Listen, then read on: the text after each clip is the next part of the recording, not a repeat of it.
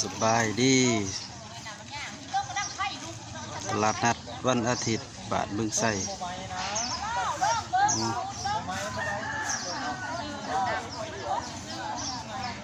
คนหลายขนาด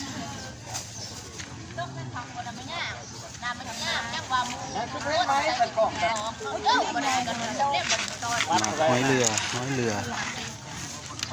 ต้องตัวใดหอยต้องสาวผัด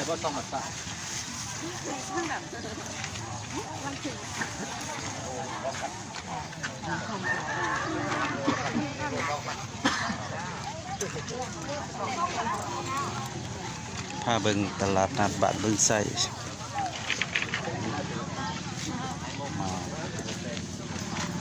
ปุงชุกหน่วยเท่าไรดิใน10,000มันนี่นี่คอยว่าอย่าหมดแล้วเว้ยหมดแล้วโอ้ยยังมีแล้วตาขยำน้ำเบาเขามัน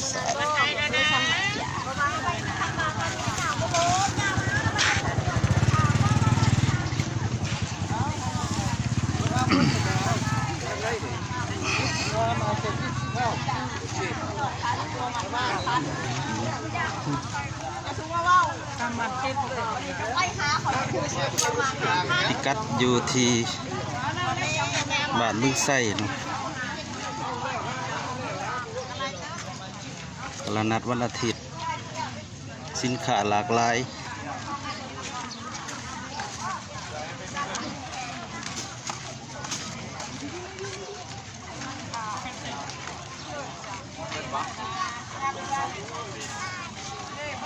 มีครบพี่น้องเสื้อผ้าเครื่องใส่ประจำวัน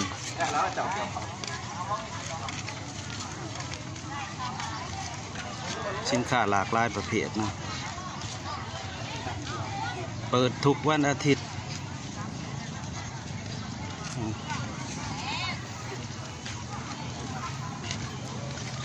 ตลาดอยู่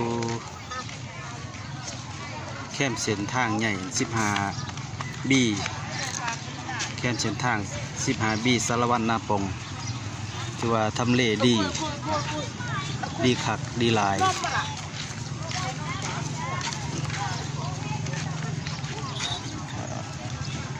พืชผักทางเกษตรมีครบใจที่จะตั้งเกิดใจ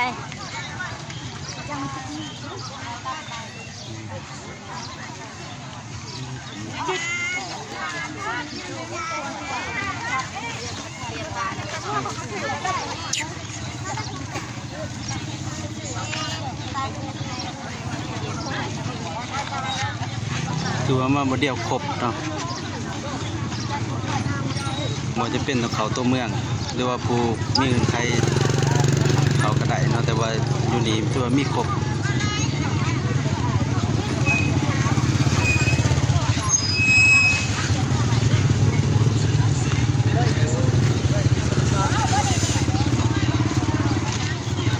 นี่ยังโซนหนึ่งนะ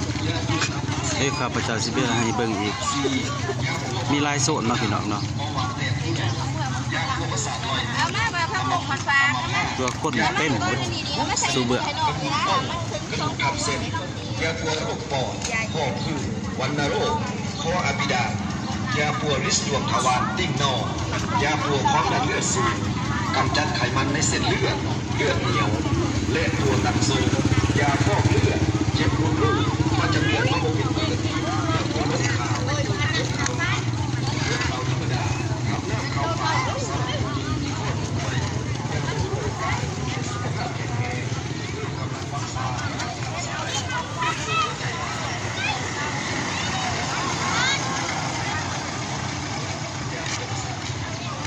นี่เดินแคมทางแปดเส้นทางเลขที่15 บีสารวัตรนาปงแคมเส้นทางนี่ก็เต็มเนาะเบื้องนี้จะเป็นห้างค้าขายเครื่องอะไรเนาะรถจักรรถไถเนาะเครื่องอะไรเครื่องมือการเกษตรตัวบ้านนี้ถือว่าครบเลยนะด้าน การขาทั่วครบว่า 2 ปีแล้วเนาะปิดเนาะย้อนโควิดแต่ว่าปีนี้เนาะ2 ปี2022นี่เปิดเนาะคือเก่าคนหลายเนาะเขตสุดเลยตามสายทางมีแต่หาด นี่เลยสบายได้เด้อ สิพาเราเบิ่งอีกเนาะแคมทางเลยเวลานี้ประมาณ6:30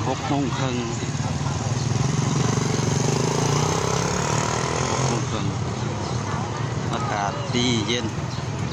อากาศเย็นตอนเช้าแคมทางนี่ก็สุดมีแต่หาดขาพ่อค้าแม่ค้าเขาขายเครื่อง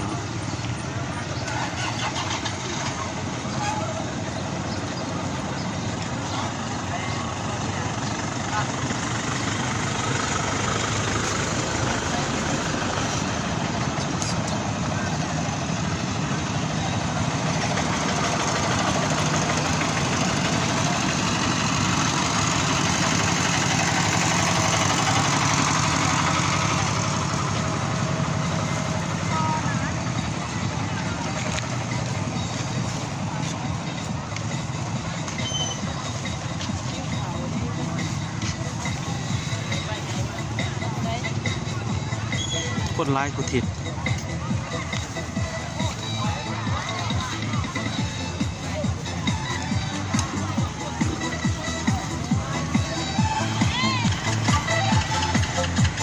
ผู้ใดบ่เคยมาก็มาเด้อพี่น้องเด้อมาเบิ่งมาเที่ยวซื้อสินค้าเนาะ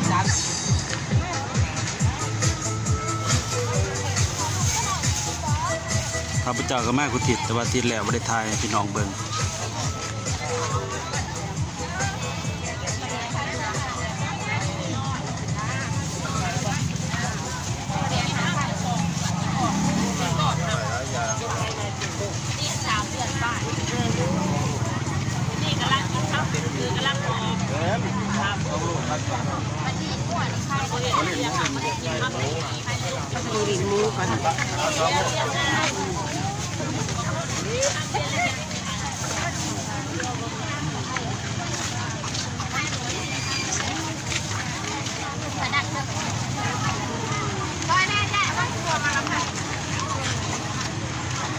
ส่วนในจะเป็นขายเสื้อผ้า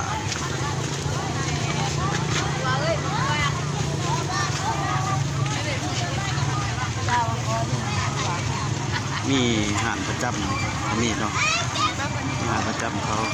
ห้างประจำแต่ว่าวันอาทิตย์จะหลายเนาะ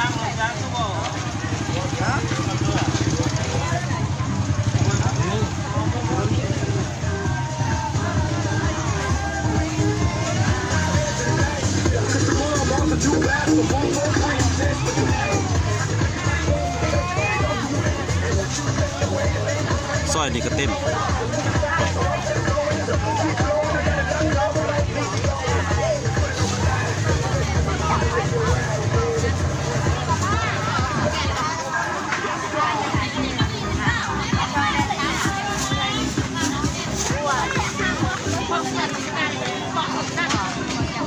จวดครบเลยนะ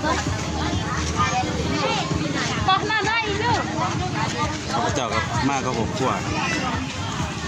มาวัดนวลซอยข้าเจ้ามากระทิดชื่อเครื่องแม่ค้ายแนนก็มาใกล้พี่น้องแต่เมืองตุ้มล้านมาหานี่กับประมาณ70 กว่ากิโลเนาะ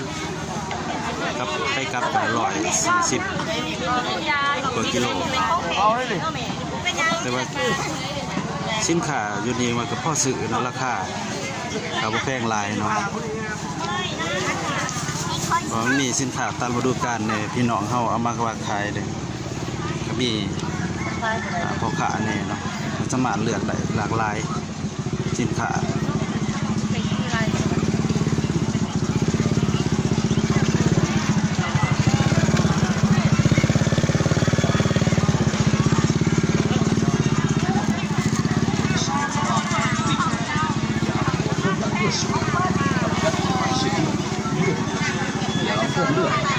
เย็บในลูกก็จำตัวมาปกติแก้พิษกับยานุ่งขาวพันเข้าน้ำเข้าปาก อยู่หลังนี่จะเป็นขายอาหารประเภท ยาบำรุงภาคใต้ สินสัตว์เนาะสินหมูสินงัวสินกล้วย ยาปวดหัวใจวายหัวใจปิวยาปวดประสาทเหลี่ยมยาปวดโรคบ้าหมูยาปวดข้อเหลี่ยมข้อใหญ่ข้อขุ่นเลือด 2,000 ตอมลูกบาดตัวโดนตอมมันมีสุดยอดยาพิษของเราที่หลังและไม่ยาขาว นี่ ยาพิษเดียวนี้ หอยกี ได้ผ่านการเปลี่ยนแปลงจากแผนกที่ตัวกัน หอยกีทางธรรมศาสตร์ สูงสุดเล็กอนุญาตทุกภาคมีเช่นกันก็การได้ โอ้มีไข่มดแดงอีกนะ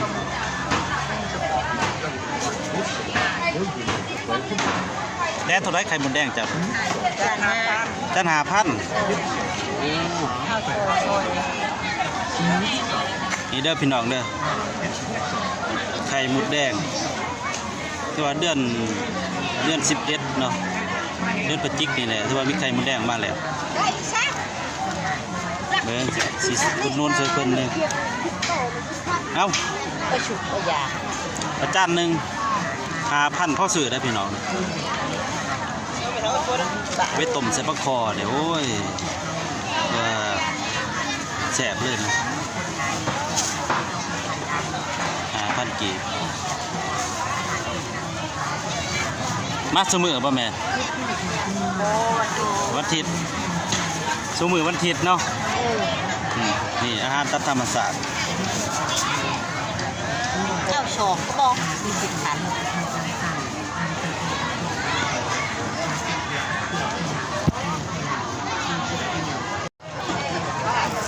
หอยเกี่ยวหอยเกี่ยวหอยเกี่ยว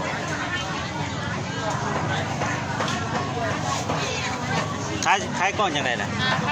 กล้อง5,000 หอมได้หอยอันนี้หอยเครือ หอยเครือมาคมบอก ว่านา อันนี้ส่งกล้องดิ เอาให้ได้นะ ซื้อช่วยเพื่อนพี่น้องนี่ไม่ขาขายหอยเด้อบ่ได้บ่ทันมากอะมาได้เด้อพี่น้องเด้อพิกัดอยู่ที่บ้านเบิ่งไส้แคมป์เส้นทางเลขที่15สะลวนนปงเนาะห่างจากเทศบาลแพงสะลวนประมาณ18กิโลนี่แหละเปิดทุกวันอาทิตย์เนาะตลาดวันนัดสินค้าหลากหลายสินค้าตามธรรมศาสตร์นี่แหละ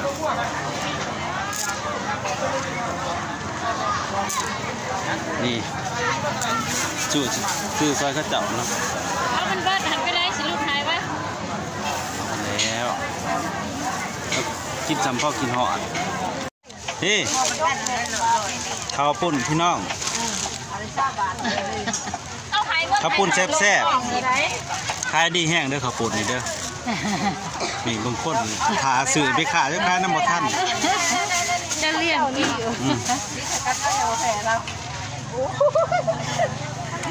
ข้าพเจ้าก็มานุ่นเนาะ20กิโลน ยาและบัวละ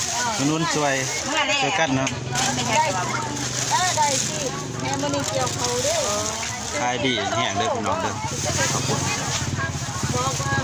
ก็พร้อมเป็นตลาดวันนัดมือเดียวเนาะวันอาทิตย์คนก็จะมาหลาย ได้แล้วที่นั่นอยู่ได้แล้วความเมื่อ กิโลเท่าไรล่ะข้าวปุ้นนี่1กิโล8,000กีบเนาะ สั่งได้ สร้างได้กี่มันนะ เป็นร้อยก็ได้ พอได้อย่างไรลายไปได้ละเอาลายไปกระลุดให้กิโล8,000กีบข้าพเจ้าก็20โลนะเอาน้ำเพิ่นสวยคนโน้นเนาะสวยคนบ้านเฮาเองแหละลายก็มีแต่พี่แต่น้องกัน เจ้าหมดพัน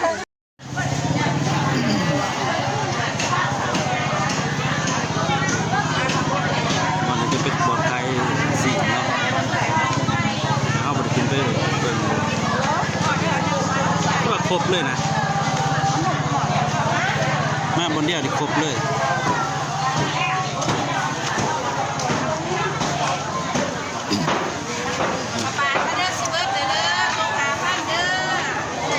อยู่ใจกลางจะเป็นข ายเสื้อผ้า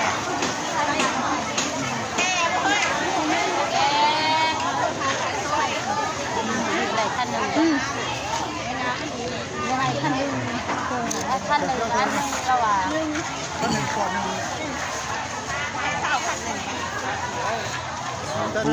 ไข่ขับปุดไข่ขับปุด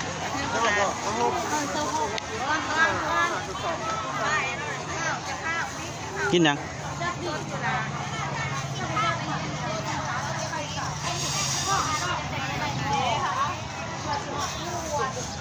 ขายดีเลยครับปุ่นเขาก็จะ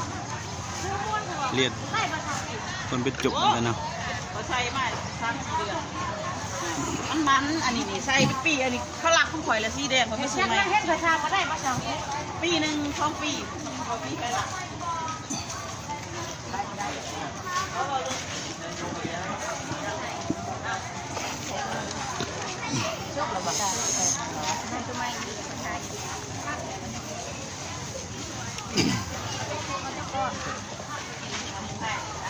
ลูกศิษย์ฮอนด็อก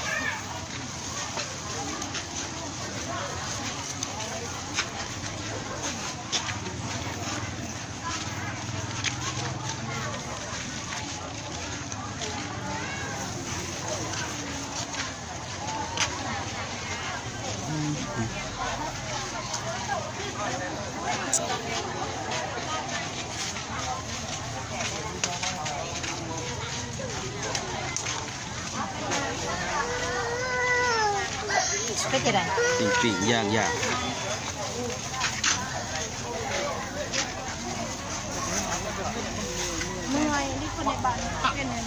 าแหละต้นน้อยๆน่าเน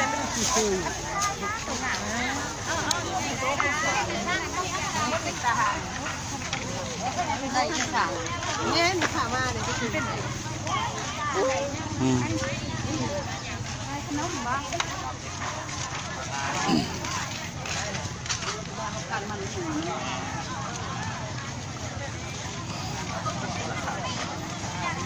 ตัวย่างจนเมื่อยแล้วพี่น้องจังหอบนี่ใหญ่เนาะตลาดนี่เกือบ300 กว่าเมตรเลยนะจังเลย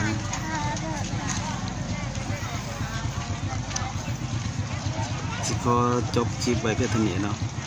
อย่าลืมกดติดตามกดไลค์กดแชร์ให้เป็นกำลังใจให้มาหลับนี่เด้อ